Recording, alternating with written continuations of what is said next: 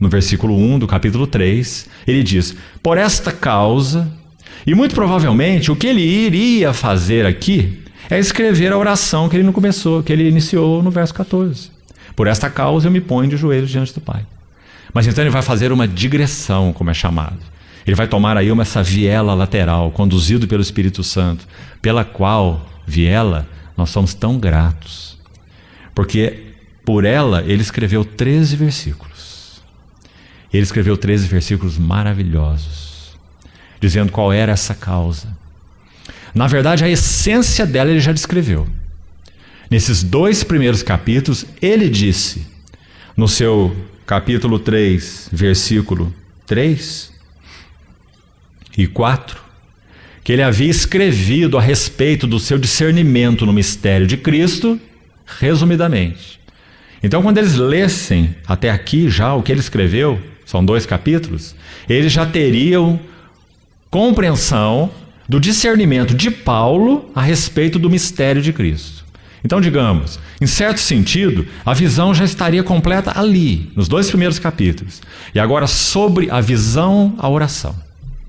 Porque a genuína visão espiritual gera carga espiritual.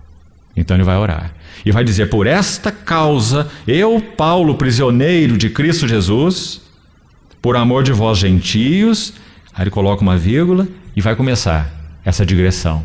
E diz: se é que tendes ouvido a respeito da graça de Deus, a mim da dispensação da graça, a mim confiada. Então ele entrou nesse caminho e fala a respeito desse fato de gentios serem membros do mesmo corpo, co-herdeiros. E depois no verso 8, nós já estudamos pela manhã, ele vai dizer que foi dada a ele a graça de pregar esse evangelho. Fala desse mistério manifestado, essa koinonia do mistério que já estudamos pela manhã no versículo 9 e 10 e 11, 12, 13, e no versículo 14 ele volta e repete a expressão: por esta causa. Então, irmão, sim, o apóstolo Paulo tinha uma causa. Nós fomos chamados para sermos homens e mulheres de uma causa. Essa é a nossa causa. Qual é a nossa causa? Cristo e a igreja. Essa é a nossa causa. Então ele vai orar sobre essa causa. Vamos ver em que palavras, pelo Espírito Santo, ele o faz. Por esta causa, primeiro, eu me ponho de joelhos diante do Pai. Irmãos, toda verdadeira teologia deveria nos levar à doxologia. Toda verdadeira compreensão espiritual dos mistérios de Deus deveria, e certamente o faz quando é genuína, dobrar nossos joelhos. Quando Paulo escreveu aquela maravilhosa epístola aos Romanos, de uma maneira tão sistemática, vamos usar essa palavra. Você lembra, após expor tanta beleza, também grandes alturas, não podemos negar, mesmo naquela epístola aos Romanos, falando sobre o Evangelho de Deus, tema daquela epístola. Lembra como ele termina?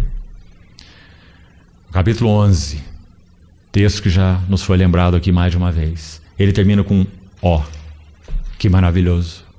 Irmão, se a nossa visão de Cristo não tem provocado um ó nos nossos corações, certamente ela tem um peso intelectual muito maior do que um peso espiritual. Paulo respondia a visão com ó. Certa vez, um servo de Deus do chamado despertamento evangélico do século XVIII estava pregando. Ele era um homem de não muita cultura, mas pregava como poucos.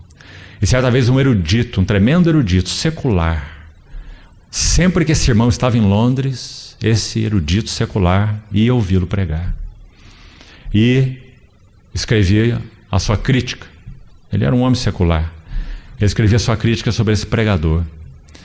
E uma das coisas que ele escreveu foi a seguinte: como eu queria, em meus discursos, falar aquele ó, como aquele pregador o fala.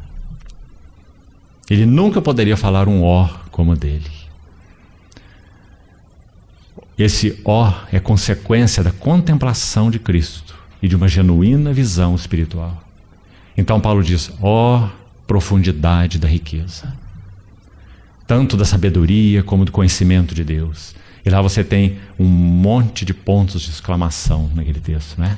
Admiração, espanto, assombro. Quão insondáveis são seus juízos, quão inescrutáveis são seus caminhos. E aquelas perguntas também doxológicas, né? Perguntas de quem está com os joelhos dobrados em adoração. Quem foi seu conselheiro? Quem primeiro deu a ele para que ele seja restituído? Quem conheceu a mente do Senhor?